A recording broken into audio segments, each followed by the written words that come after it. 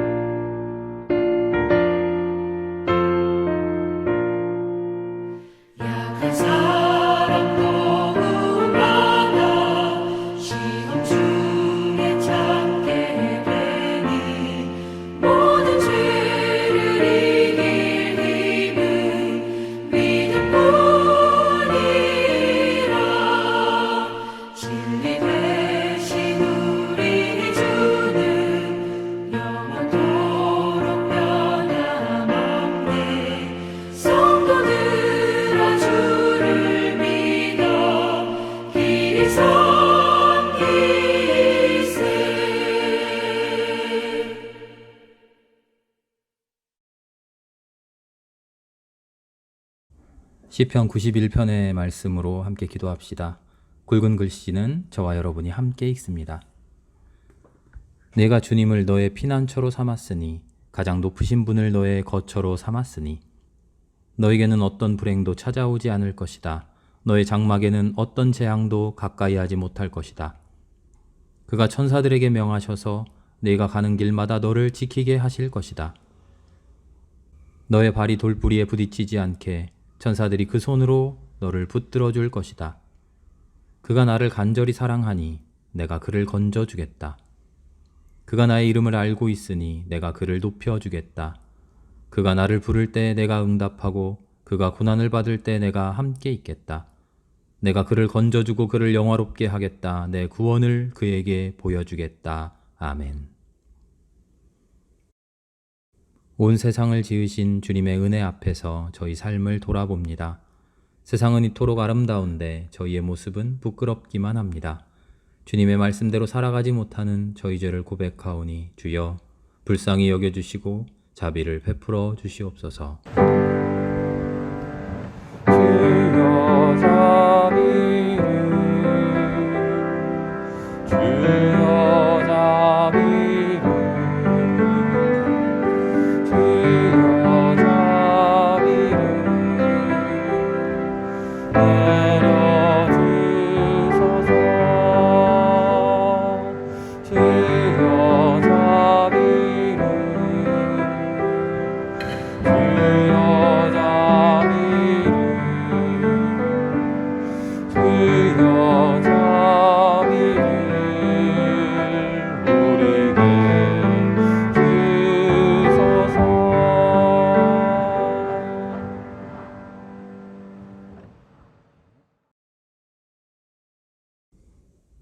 너희가 주님께로 돌아오면 너희의 친족과 아이들을 사로잡아간 이들이 너희의 동포에게 자비를 베풀어서 그들을 이 땅으로 돌려보낼 것이다. 주 너희의 하나님은 은혜로우시고 자비로우신 분이시므로 너희가 그에게로 돌아오기만 하면 너희를 외면하지 않으실 것이다. 이 말씀에 의지하여 여러분의 죄가 용서받았음을 선언합니다. 아멘. 하늘에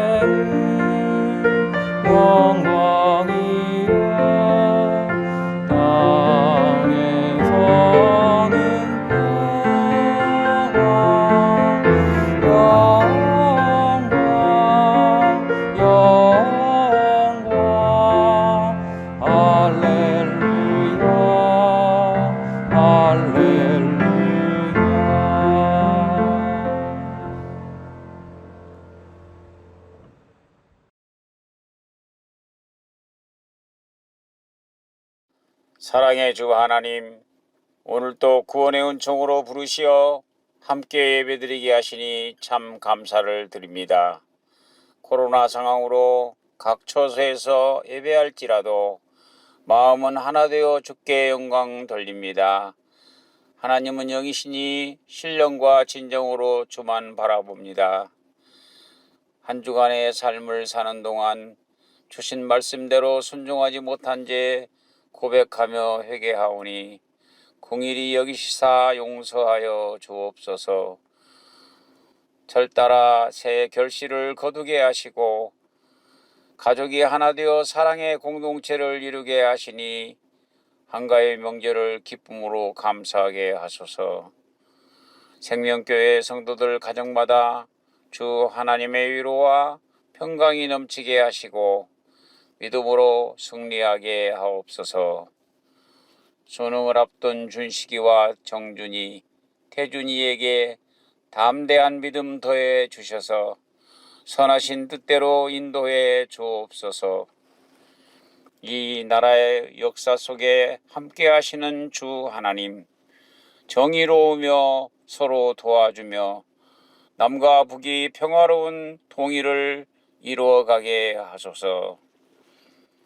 28, 29일 열리는 총회 후에 주님의 임재하심을 빌며 어둠 후에 빛이 오며 라는 주제에 따라 코로나도 가고 사회적 갈등도 벗겨 주옵소서. 주 목사님을 통하여 주님 뜻 깨닫기를 바랍니다. 전하는 말씀으로 한 주간도 승리하게 하소서. 목사님의 부족한 건강도 채워주시며 가정도 평안을 주옵소서. 한 주간도 각자의 삶의 자리에서 아멘 주 예수여 이곳에 오시옵소서 주님 기다리며 살게 하소서. 한 마리 양도 찾아 헤매시는 예수 이름으로 기도드립니다. 아멘.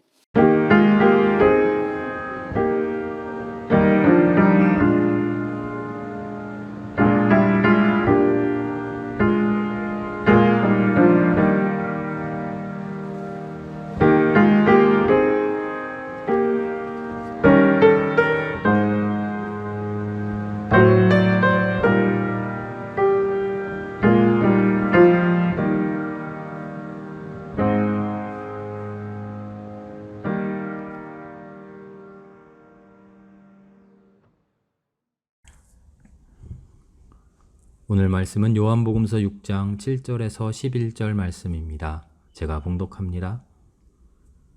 빌립이 예수께 이렇게 대답하였다. 이 사람들에게 모두 조금씩이라도 먹게 하려면 빵 200데나리오너치를 가지고서도 충분하지 못합니다. 제자 가운데 하나이며 시몬 베드로와 형제가 아닌 안드레가 예수께 말하였다. 여기에 보리빵 5개와 물고기 2마리를 가지고 있는 한 아이가 있습니다. 그러나 이렇게 많은 사람에게 그것이 무슨 소용이 있겠습니까? 예수께서는 사람들을 앉게 하여라 하고 말씀하셨다. 그곳에는 풀이 많았다. 그래서 그들이 앉았는데 남자의 수가 5,000명쯤 되었다. 예수께서 빵을 들어서 감사를 드리신 다음에 앉은 사람들에게 나누어 주시고 물고기도 그와 같이 해서 그들이 원하는 대로 주셨다. 아멘. 이 말씀 따라 사는 동안 지치지 않게 하시고 이 말씀 따라 사는 동안 주님 나라 이루소서.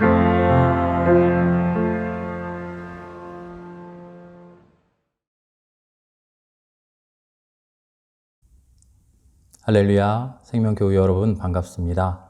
즐거운 추석 명절이 있는 주일이 되었습니다. 코로나로 인해서 우리는 아직 모이지 못하고 가정에서 이렇게 예배를 드립니다만 명절만큼은 즐거운 마음으로 기쁜 마음으로 잘 보내시기 바랍니다. 광고 드리겠습니다만 다음 주일부터 제한적이지만 부분적으로 대면 예배를 시작해 보려고 합니다. 구역별로 구역을 나눠서요. 해당하는 구역에 미리 신청을 하여서 거리두기가 허용되는 선 안에서 모여서 우리 예배 드리려고 합니다. 한참 동안 못 만났던 얼굴들 다시 만날 수 있기를 기대하며 하나님의 전에서 예배 드리는 예배의 감격을 다시 맛볼 수 있는 시간을 기대해 봅니다. 우리 요한복음 이야기를 계속하는 중입니다. 요한복음의 중심에는 하나님의 아들 예수 그리스도를 믿는 믿음, 그리고 그 믿음으로 구원받아서 새롭게 살아가게 되는 새 삶에 대한 이야기가 그려져 있죠. 특별히 새로운 삶을 산다는 것이 무엇일까? 요한복음은 그 이야기를 집요하게 추구해 나갑니다. 그래서 그리스도 예수의 모습을 통해 보여줍니다. 새로운 삶은 이런 거야. 예수를 만난 사람들의 모습을 통해서도 보여줍니다. 예수의 설교 말씀을 통해서도 보여주고요. 그리고 예수님이 행하신 기적을 통해서도 보여줍니다. 오늘 이야기는 우리가 너무나 잘 아는 이야기입니다. 오병이어의 기적이라고 하죠. 보리떡 5개와 물고기 2마리로 5,000명이 넘는 사람들이 배불리 먹고도 남았다 하는 이야기입니다. 그런데 요한복음의 기적 이야기는 오늘이 처음이 아닙니다. 생각나십니까? 가나의 혼인잔치의 기적이 있었죠. 물을 포도주로 만들어주신 사건 있습니다. 그런데 그 이야기에서 우리가 주목해서 봤던 것이 무엇인지 기억나십니까? 예수님의 기적의 능력, 그것을 주목해서 봤나요? 아니죠. 기적이 일어나기도 전에 예수님과 우리의 관계, 기적과는 상관없이 예수님을 믿는 신뢰, 어떤 관계를 맺어가느냐, 그 관계 앞에 어떻게 엎드려지고 순종하고 순복하느냐, 그 모습을 우리가 바라봤죠. 예수의 어머니 마리아를 통해서 말이죠. 기적이 일어나기도 전에 어머니가 지녔던 신앙의 모습, 믿음의 순진함, 믿음의 순전함, 그리고 무엇보다도 하나님에 대한 신뢰와 복종, 바로 그런 삶이, 그런 모습이, 그런 영성이 이어지는 삶을 기적으로 인도해가는 그 모습을 우리가 살펴봤습니다. 오늘 오병이어의 기적도 마찬가지입니다. 예수님은 기적을 일으키실 때 마치 무대 위에서 마술사가 쇼를 하듯이 구경꾼들 딱 잠재워 놓고 모든 조명을, 집중을 예수님이 딱 받으면서 짠! 그렇지 않아요. 예수님의 기적 이야기를 찬찬히 살펴보면요. 예수님이 주인공입니다만 예수님 못지않은 주인공이 등장합니다. 기적 옆에 있는 사람들이죠. 그 기적을 경험하는 사람들. 기적의 현장에서 예수님을 만나고 있는 사람들, 그리고 그들의 마음, 그들의 영혼, 그들의 신앙, 그 영을 구원으로 인도해 나가는 기적은 하나의 수단에 불과한 것이죠. 우리는 이 상관관계를 오해하면 안 됩니다. 예수님이 기적을 행하고 기적을 보고서 믿을 사람은 믿고 믿지 못한 사람은 안 믿고 그런 게 아니고요. 기적이 있고 나서 그 기적을 통해서 신앙이 뒤따르는 게 아니고요. 아름다운 신앙이 있고 그 신앙으로 인해 기적이 일어난다는 거죠. 아름다운 신앙이 있고 그 신앙을 보고 하나님이, 예수님이 그래 너의 삶이, 너의 믿음이 훌륭하구나. 구원을 받을 만하다. 내 믿음이 너를 구원하였다. 우리의 믿음에 대한, 우리의 신앙에 대한 하나님의 응답이 기적이라는 모습으로 우리 삶 속에서 등장한다는 겁니다. 오늘 오병이어의 기적에서도 우리가 주의 깊게 살펴봐야 하는 것은 그 주변에 있는 사람들, 그 사람들의 마음, 그들 안에 있는 신앙, 바로 그겁니다. 우리의 삶에는 왜 기적이 안 일어날까? 나 예수님 잘 믿고 있는 것 같은데 기적과도 같은 일, 성경에 나오는 엄청난 일들 내 삶에서도 좀 일어났으면 좋겠는데 그런 소망 있지 않으십니까? 그런 소망이 있다면, 그런 소망이 있는데도 왜 기적이 내 삶에서 이루어지지 않을까 안타까워 하신다면 오늘 말씀을 더 주목해서 봅시다. 결론을 미리 말씀드리자면 내 신앙이 아직 내 삶의 기적을 일으킬 만큼 충만하지 못한 탓인지도 모릅니다. 오병이어의 말씀을 보기 전에요, 구약의 이야기 한마디를 하려고 합니다. 한마디가 아니라 조금 더 길 수도 있습니다. 오히려 오병이어 요한복음 이야기보다 이 구약의 이야기가 더 길어질지 모릅니다. 엘리사 선지자의 이야기입니다. 엘리사 선지자는 엘리야 선지자의 제자죠.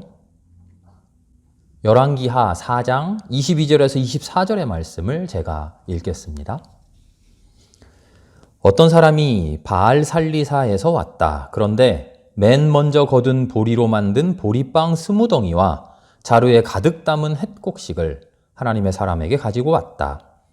엘리사가 그것을 사람들에게 주어서 먹게 하라고 하였더니 그의 시종은 100여 명이나 되는 사람들 앞에 그것을 어떻게 내놓겠느냐고 하였다. 그러나 엘리사가 말하였다. 사람들에게 주어서 먹게 하여라. 주님께서 말씀하시기를 먹고도 남을 것이라고 하셨다. 그리하여 그것을 100명이나 되는 사람들 앞에 내놓으니 주님의 말씀처럼 사람들이 배불리 먹고도 남았다. 아멘. 어떠십니까? 수없이 많은 사람들, 그런데 그 사람들이 먹기에는 턱없이 부족한 음식, 그런데도 주어서 먹게 하라는 주님, 말씀대로 과연 하였더니 배불리 먹고도 남은 음식. 오병이어의 기적과 너무나 흡사하지 않습니까? 구약에 이런 말씀이 있다는 게 참 놀랍죠.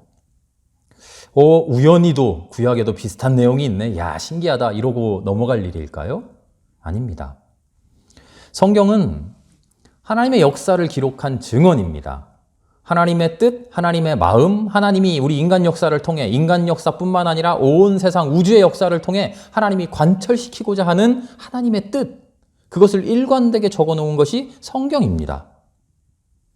신약이 구약의 실현이다 혹은 예언의 성취다 하는 말은요, 구약에 쓰여져 있던 말씀이 문자 그대로 이루어졌다 하는 그런 이야기가 아닙니다. 구약에 보니까 나귀를 타고 오신다 그랬는데 진짜로 우와, 예수님이 나귀를 탔네? 예언이 이루어졌다. 그런 이야기가 아니에요. 하나님의 일관된 뜻, 꿋꿋하게 밀어붙이는 하나님의 뚝심, 그것이 구약의 맨 처음부터 신약의 맨 끝에까지 일관되게 이어진다는 겁니다. 왜요? 하나님의 뜻이 일관되니까요. 그래서 그 예언이 실현된다고 하는 것이고요. 구약과 신약이 통한다는 겁니다. 예수님이 열왕기에 적혀져 있는 이 엘리사의 기적 이야기 모르셨을까요? 회당에 들어가서 예언자 이사야의 말씀을 펴고 하나님의 영이 내게 임하셨다 읽으시는 그분이 엘리사의 이야기 탐독하지 않으셨을까요? 기적을 통해 세상을 구원하고 이스라엘 백성들을 살리셨던 하나님의 이야기를 예수님이 얼마나 피 끓는 그 젊음으로 읽으셨을까요? 하나님의 그 마음을 성경을 통하여 읽고 과연 이 세상에서 이루어지는 하나님의 의지를 깨닫고 마음에 받아 깊이 품고 있다가 오늘 마침내 사람들 앞에서 펼쳐 놓는 겁니다. 엘리사가 보여줬던, 엘리사를 통해서 하나님이 보여주셨던 비슷한 모습으로 오병이어의 기적을 통해 그 옛날 엘리사를 통해 보여주셨던 하나님의 마음을 지금 이 순간 5,000명, 수만 명 사람들 앞에서 똑같이 실현하고 계신 것이죠. 성경에 나오는 엘리사의 이야기를 조금 더 길게 해보겠습니다. 엘리사를 통해서 베풀어진 기적, 엘리사의 시대에 일어났던 여러 가지 기적이 있는데요. 오늘 그 중에 3가지 이야기를 해보려고 합니다. 시리아라고 하는 커다란 나라가 북왕국 이스라엘을 침공하던 때입니다. 시리아는 이스라엘을 점령시키기 위해 여러 가지 군사적인 작전이 있는데 그 작전 중에 포위 작전을 썼어요. 포위시켜놓고 옴싹달싹 못하게 가둬놓고 그 안에서 말라 죽이는 거죠. 말라 죽게 만드는 겁니다.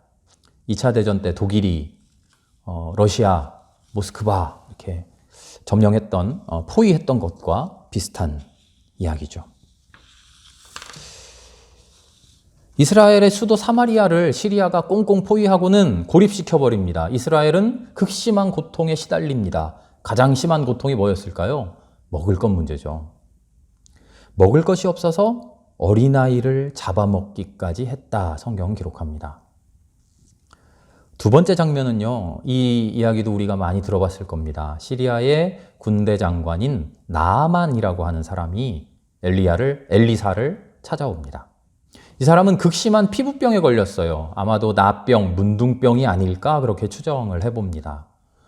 시리아의 군대 장관이니까요, 얼마나 권력이 막강합니까? 재력도 막강할 겁니다. 커다란 제국 안에서 난다긴다 하는 수많은 의사들을 다 불러다가 치료를 했겠죠. 그러나 치료되지 않습니다. 저 조그만 나라 이스라엘에 엘리사라고 하는 하나님의 사람이 있다라고 하는 여자 계집종의 이야기를 듣고 엘리사를 지금 찾아온 겁니다. 엘리사가 나아만에게 뭐라고 합니까? 나와서 얼굴 보지도 않습니다. 하인을 시켜서 얘기해 줍니다. 저기 요단강에 가서 7번 목욕을 하면 나을 것이다. 나아만은 화가 머리끝까지 나가지고 돌아가 버립니다. 세 번째 이야기는 오늘 제가 읽어드린 오병이어의 기적과 비슷한 바로 이 이야기입니다. 보리빵 20개, 핵곡식 조금, 그것 가지고 100명도 넘는 사람들이 배불리 먹고도 남았다 하는 이 세 가지 이야기입니다. 시리아가 이스라엘의 수도 사마리아를 포위해서 어린아이를 잡아먹을 지경에까지 이르렀던 사건, 시리아의 군대 장관 나아만이 엘리사를 찾아왔던 사건, 보리빵 20덩이로 100명도 넘는 사람이 배불리 먹었던 사건, 전혀 연관성 없어 보이는 이 세 가지 사건을 꿰뚫고 있는 하나님의 의지, 하나님의 뜻, 그게 무엇일까? 그리고 그것이 오늘 오병이어의 사건과 어떻게 연결될까? 오늘의 주제입니다. 첫 번째 이야기는 시리아가 쳐들어왔습니다. 그런데 우리를 지켜낼 힘이 없습니다. 군대력, 군사력 비교해 보니까 이건 게임이 안 돼요. 힘이 없어요. 그런데 정말로 힘이 없습니까? 아니요, 힘이 있어요. 하나님이 우리를 지켜주신다고 약속하셨어요. 역사를 봐도 우리를 위협하는 힘 있는 강대국이 쳐들어왔을 때 하나님을 믿고 하나님을 의지하고 하나님을 의뢰했을 때 하나님이 물리쳐 주신 그 역사가, 그 경험이 우리에게 있어요. 그런데 이스라엘 사람들 믿지 못합니다. 하나님이 지켜준다고? 에이, 어떻게 그래? 나와 함께 계신 하나님을 믿지 못하고 포기해버립니다. 첫 번째 이야기 속에 나타난 사람들의 모습입니다. 두 번째 이야기 비슷합니다. 군대 장관 나아만, 엘리사를 찾아왔을 때 어떤 마음을 가지고 왔을까요? 어떤 기대를 했을까요? 내가 엄청난 권력을 가지고, 엄청난 재력을 가지고 수많은 의사들 다 돌아봤는데도 고치지 못하던 병을 엘리사라고 하는 하나님의 사람이 아마도 놀라운 기적을 베풀어 주거나 아니면 듣도 보도 못한 명약을 처방해줘서 싹 씻은 듯이 낫게 해주겠지. 그렇게 기대를 하고 왔는데 웬걸 요단강에 씻으랍니다. 요단강? 요단강도 나름 큰 강입니다만 시리아라고 하는 대제국에 엄청나게 커다란 강들이 있어요. 그런데 그 강에 비하면 요단강은 강 같지도 않아요. 시냇물 같아요. 중랑천보다도 못하겠죠. 그런데 그 물, 깨끗해 보이지도 않은 그 물에 들어갔다 나오라고 7번이나? 나아만은 가지고 있던 기대가 무너집니다. 평범하지 않은 대단한 무언가, 그것을 얻으려니 생각했던 그 기대. 내가 나으려면 내가 해봤던 일반적인 일, 인간적인 노력들, 그것을 뛰어넘는 엄청난 무언가가 나에게 있어야만 해 그것을 줄지도 몰라. 그 기대가 무너졌다는 겁니다. 평범한 것, 평범한 사람, 흔한 것, 그런 것 가지고는 내가 나을 수 없어. 그런 선입견에 사로잡혀 있었던 것이죠. 마지막 이야기, 함께 읽었던 보리빵 20덩이 이야기입니다. 100명이 넘는 사람들이 있습니다. 그런데 빵은 20개죠. 한 사람에 하나씩 먹으면 배부른다고 하더라도 20명이면 끝입니다. 아무리 계산해봐도 답이 안 나옵니다. 그런데 선지자님은 나눠주라고 합니다. 배불리 먹을 수 있다고 합니다. 이건 아닙니다. 이 세 이야기를 관통하는 흐름이 있습니다. 힘이 없는데 어떻게 우리가 이겨? 요단강에 씻으라고? 그거 나을 수 있겠어? 사람이 몇 명인데 딸랑 익어가지고 배부르게 먹으라고? 우리는 이렇게 생각합니다. 우리의 생각이 틀렸습니까? 아니, 맞습니다. 지극히 상식적입니다. 지극히 현명하고 지극히 영리한 판단입니다. 그런데 거기에서 그쳐버립니다. 물론 우리나라가 군사력이 약합니다. 힘이 없어요. 그런데 하나님은 말씀하셨거든요. 내가 너희와 함께 하겠다. 내가 너를 지켜주겠다. 너를 이기게 해주겠다. 요단강 물이 뭐 대단한 효험이 있을까요? 아니에요. 괜히 잘못 들어갔다가 또 다른 피부병 걸릴 수도 있어요. 맞아요. 맞습니다. 요단강 물이 사람을 치유했다? 그런 일 없어요. 베데스다 연못 같은 그런 효험 없어요. 그런데 하나님이 말씀하셨단 말이에요. 저 물에 들어가라. 너의 몸을 씻어라. 빵 20개 가지고 100명이 먹을 수 있습니까? 빵이 얼마나 큰 빵일까요? 아니요. 그냥 평범한 빵입니다. 아무리 계산해봐야, 아무리 양보해봐야 빵 하나 가지고 5명 나눠 먹어야 됩니다. 이건 말이 안 돼요. 그런데 그걸로 끝입니까? 아니요. 하나님이 말씀하셨거든요. 나누어 먹어라. 배불리 먹을 수 있을 것이다. 먹고도 남을 것이다. 우리의 판단이 틀렸습니까? 아닙니다. 틀리지 않았습니다. 정확합니다. 그런데 그럼에도 불구하고 하나님 말씀하셨다는 사실입니다. 괜찮다.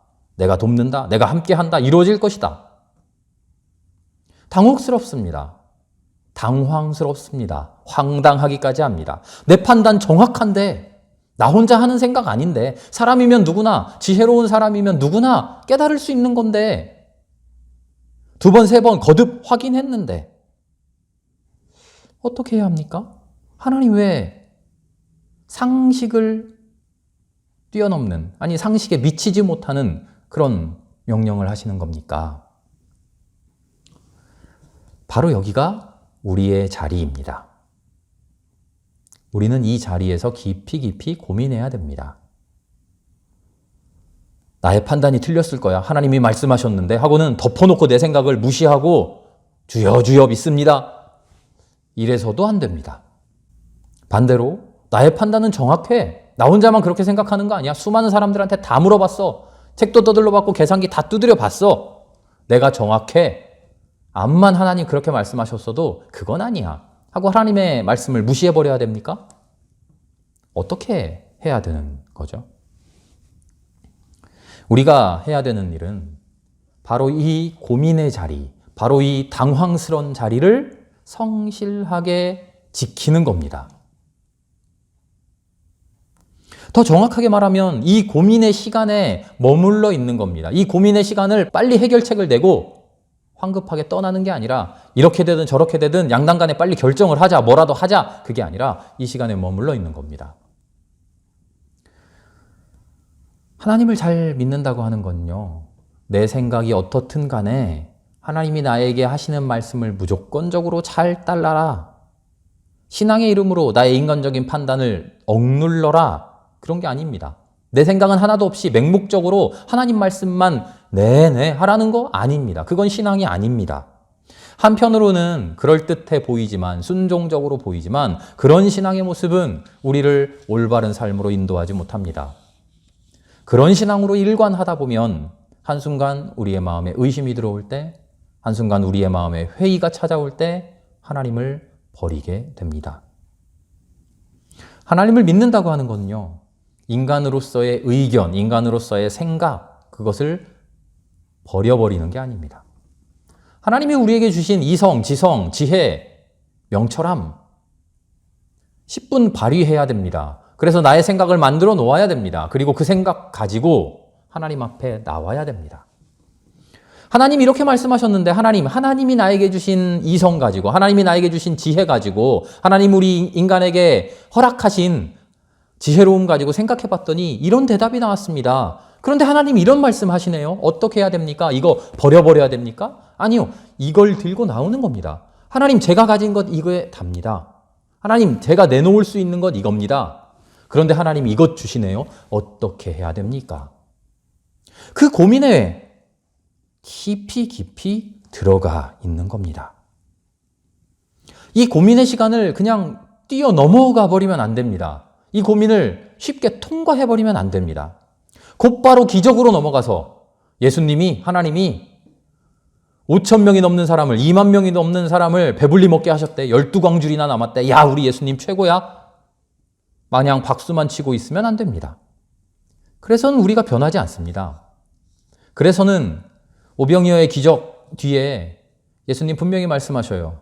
수많은 사람들이 예수님을 따라오면서 왕으로 세우려고 하는데 예수님 도망치셔요. 그리고 예수님은 제자들에게 말씀하시죠. 그 사람들은 내가 베푼 기적 속에서 하나님의 뜻을 본 게 아니라 빵만 봤다. 그 결과물만 바라봤다.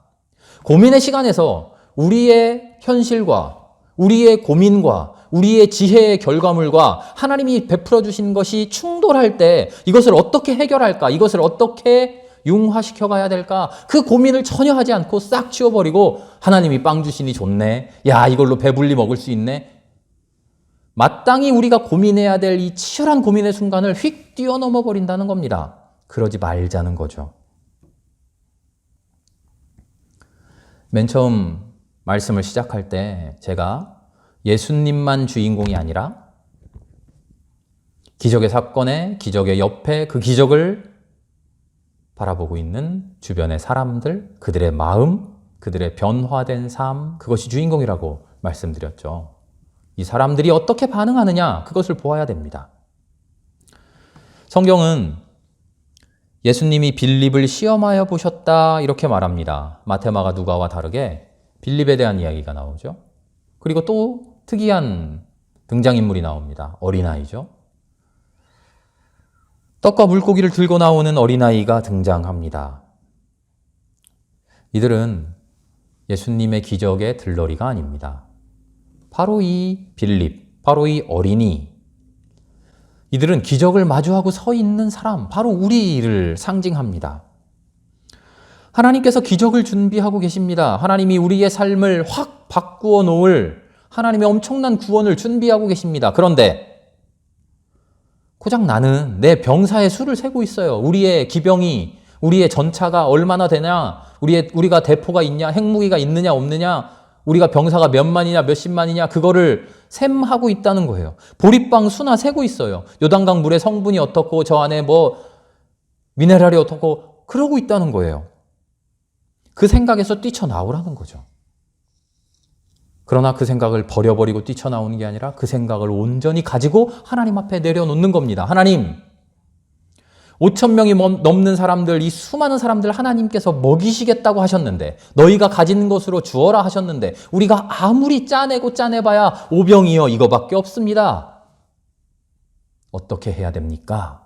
주님 앞에 엎드리라는 거죠. 그렇게 엎드리는 빌립, 의심하고 있는 빌립, 그러나 그럼에도 불구하고 모든 것을 들고 나온 어린이, 우리가 이 사람도 되고 저 사람도 되어서 그렇게 하나님 앞에 올바르게 서라는 거죠. 그 과정을 싹 비켜버리고 그 과정을 다 뛰어넘어버리고, 야, 하나님이 다 베풀어 주셨어? 하나님이 싹 구원해 주셨어? 하나님이 싹 문둥병 낫게 해주셨어? 하나님이 100명 먹게 해주셨어? 5,000명 먹게 해주셨어? 거기로 가지 말고, 미리 성급하게 결론으로 튀어가지 말고, 주님, 내가 가진 것은 빵 5개, 물고기 2마리가 전부입니다. 내가 아무리 머리를 쥐어 짜내봐야, 내가 아무리 내 마음을 하나님께서 가르쳐 주신 하나님의 마음으로 최선의 대답을 준비해봐야 물고기 2마리, 빵 5개 뿐입니다. 그런데 하나님께서는 분명히 내 삶으로 저 수많은 사람들 먹일 수 있다고 말씀하셨잖아요. 어떻게? 나는 모르겠습니다. 그런데 그 기적의 삶으로, 구원의 삶으로 가고 싶습니다. 나는 그 소망이 이미 품었습니다. 그런데 나는 오병이어밖에 없네요. 주님, 어떻게 할까요? 주님, 이것을 받아주시고 나의 최선을 받아주시고 이것과 함께 내 존재도 받아주십시오. 내 신앙이, 내 생각이 이 오병이어에만 머물지 않도록 이 빵과 물고기와 함께 저도 주님의 경지로, 주님의 단계로, 주님의 세계로, 그리스도의 삶의 모습으로 이끌어 주십시오. 그렇게 엎드리고 그렇게 매달려야 되지 않겠습니까? 우리의 신앙의 경주가, 매일매일을 살아내는 우리의 신앙의 모습이 기적을 바라보고 기적을 꿈꾸고 기적이 일어나지 않는다며 원망하고 화풀이하는 그런 모습이 아니라 나의 최선의 것 주님 앞에 들고 나와 주님, 나로서는 이것밖에 안 되는데 하나님 나에게 명령하신 너희가 너의 것으로 저들을 먹여라. 너희가 너의 힘으로 시리아의 군대 막아내라. 요단강 물로 문둥병 치료해라. 그 구원의 삶, 그 아름다운 기적의 삶 이루어 보고 싶은데 어떻게 해야 됩니까? 주님 앞에 엎드리고 주님과 함께 치열한 고민을 하는 그런 삶이 되어야 하지 않을까요? 그렇게 주님 앞에 섰을 때 비로소 우리는 구원에 합당한 존재가 되어갑니다. 그렇게 주님 앞에 섰을 때 하나님이 알아서 하시겠지 하고 포기하고 방관하고 있는 것이 아니라 내 모든 존재를 끌어모아서 아무것도 아닌 오병이어지만 보잘것없는 오병이어지만 그것 내놓고 주님 최선을 가지고 왔습니다. 어떻게 할까요? 그렇게 섰을 때 비로소 하나님도 우리의 삶 속에서 기적을 만들어 가십니다. 우리의 삶은 힘듭니다. 특별히 하나님의 말씀대로 살아내기란 더 힘듭니다. 하나님의 말씀대로 살아가겠다고 실천했을 때 우리의 삶은 더 힘들어집니다. 그것보다 더 힘든 것은 나의 최선의 것을 하나님 앞에 가지고 나왔을 때 너무나도 초라해 보일 때 우리는 좌절합니다.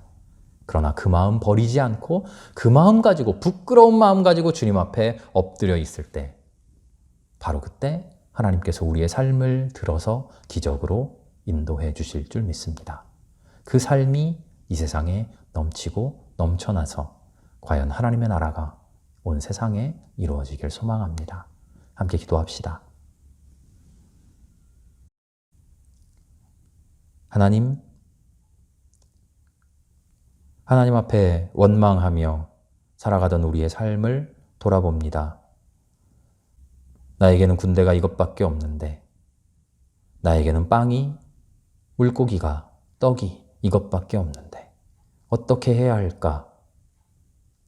고민하며 원망했던 그 시절들을 떠올려 봅니다. 다른 한편으로는 아무런 노력도 하지 않으며 그저 하늘만을 바라보며 입 벌리고 잘 익은 감이 떨어지기만을 기다렸던 나의 모습도 돌아봅니다. 그러면서 그것이 기도라고, 그러면서 그것이 간절한 신앙이라고 스스로를 속여왔던 나의 모습도 돌아봅니다. 주여 불쌍히 여겨 주시옵소서. 주님 앞에 내 모든 존재를 긁어모아 아무것도 아니지만 비록 물고기 2마리, 보리빵 5개에 불과하지만 나의 최선을 주님 앞에 내려놓는 우리가 되게 하여 주시옵소서. 그리고 하나님의 기적을, 하나님의 구원을 마음속에 품고 소망하며 그 길을 하나님이 이루어 주시기를 간절히 고민하는 나의 현실과 하나님의 이상 사이에서 끊임없이 고민하고 끊임없이 주님 앞에 매달리는 그런 우리로 살게 하여 주옵소서. 이루어 가시는 것은 주님이시오니 주님의 뜻대로 주님의 마음에 합당하신 대로 이루어 주시옵소서. 모든 말씀을 예수님의 이름으로 기도합니다. 아멘.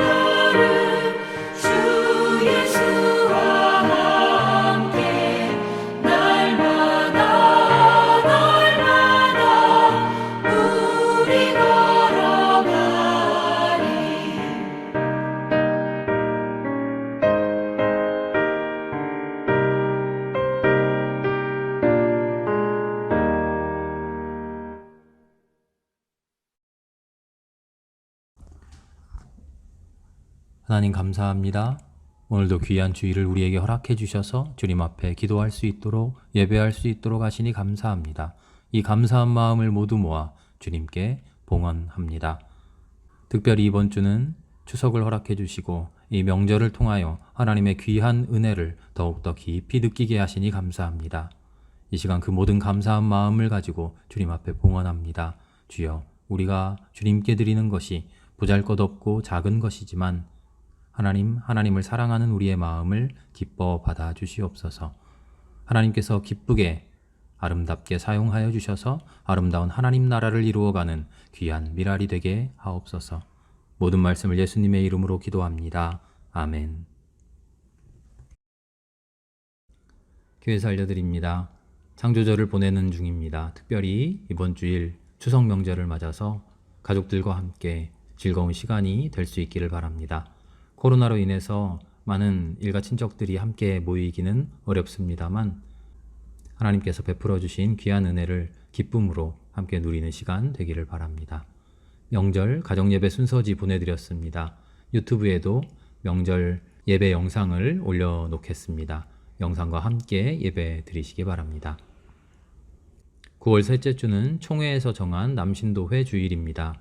온라인 예배가 계속되는 관계로 남신도회 주일을 제대로 지키지 못했습니다. 대면 예배가 재개될 때 날짜를 정하여 남신도회 주일로 지키도록 하겠습니다. 거리두기로 인해서 만나지 못하는 시간이 너무 길어지고 있습니다. 다음 주일부터는 제한적인 대면 예배를 시작하도록 하겠습니다. 4단계에서 허용하고 있는 범위 안에서 구역별로 날짜를 정해서 그렇게 모이도록 하겠습니다. 다음 주일 9월 26일에는 1구역에서 4구역까지, 그 다음 주일에는 10월 3일인데요. 5구역에서 8구역까지 모이겠습니다.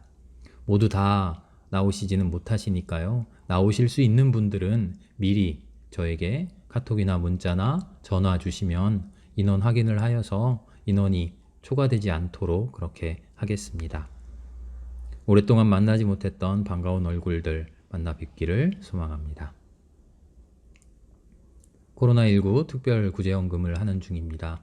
9월 안으로 우리 모두 특별구제헌금에 참여해 주셔서 우리 추수감사절이 되면 10월 셋째 주인데요. 추수감사절 때 우리의 마음을 모아서 이웃에게 전달하도록 하겠습니다. 한국기독교장로회 106회 총회가 28일과 29일 청주 지역에서 열리게 됩니다. 어두움 후에 빛이 오며 라는 주제를 가지고 모이게 됩니다. 총회에서 이루어지는 모든 회의와 결정들이 아름답게 이루어질 수 있도록 기도해 주시기 바랍니다. 10월 1일에는 노중시 차례로 모입니다.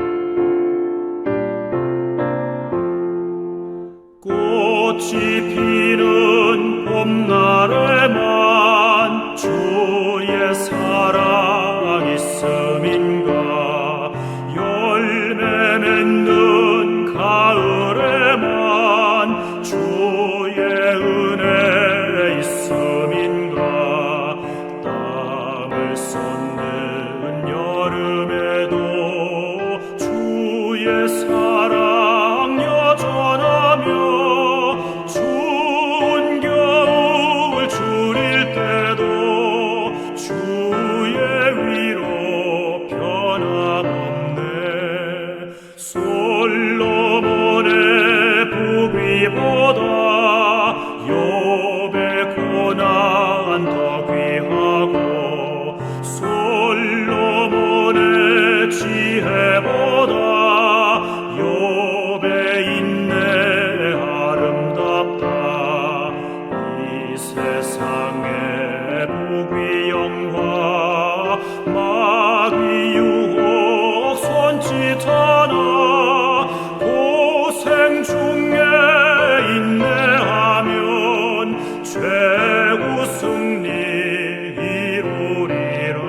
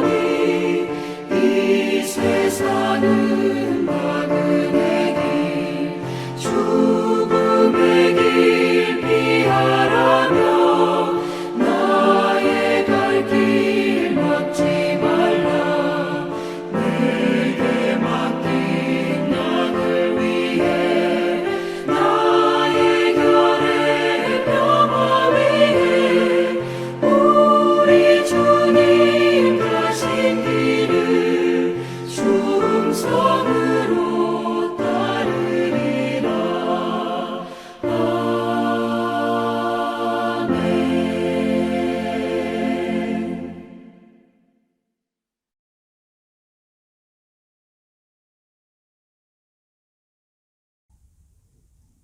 지금은 마침내 우리의 삶에 아름다운 기적 베풀어 주시는 주 예수 그리스도의 은혜와 아버지 하나님의 사랑과 성령의 인도 충만하신 역사가 주님 앞에 나의 보잘것없는 빵 5개 물고기 2마리 가지고 나와 엎드리고 그 엎드림과 함께 눈물로써 기도하는 하나님 이 세상을 아름답게 만들어 주기를, 그 세상에 나의 최선으로 함께 하기를 기도하고 결단하는 우리 모두의 머리 위에 이제로부터 영원히 함께 계시기를 간절히 축원하옵나이다. 아멘.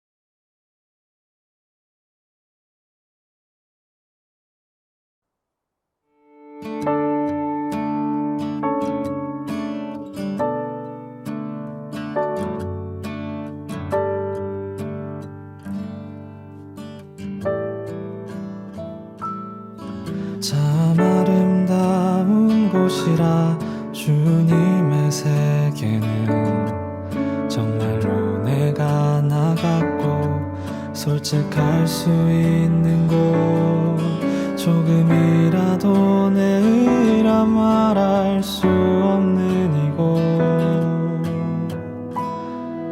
이곳은 바로 주님의 세계라.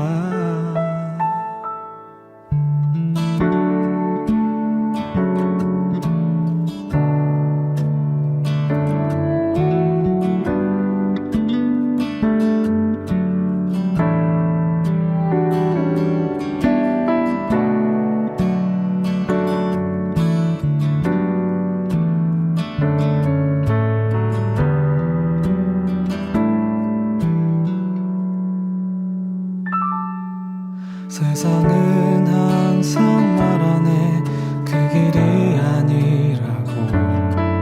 꼭 뜨거운 길이 있는데 왜 힘들게 사냐고. 단순한 선택조차 내게 버겁기만 한 곳. 그래도 나는 주님만 따르리.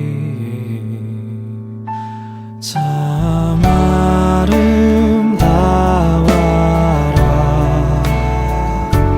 주님의 세계는 저 솔로몬의 옷보다 더 고운 백합.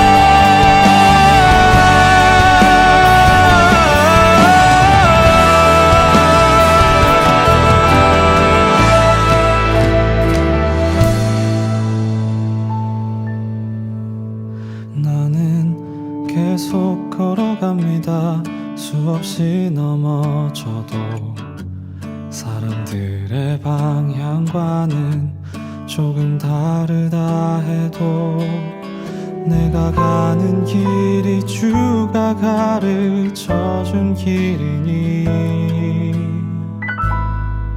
이곳은 바로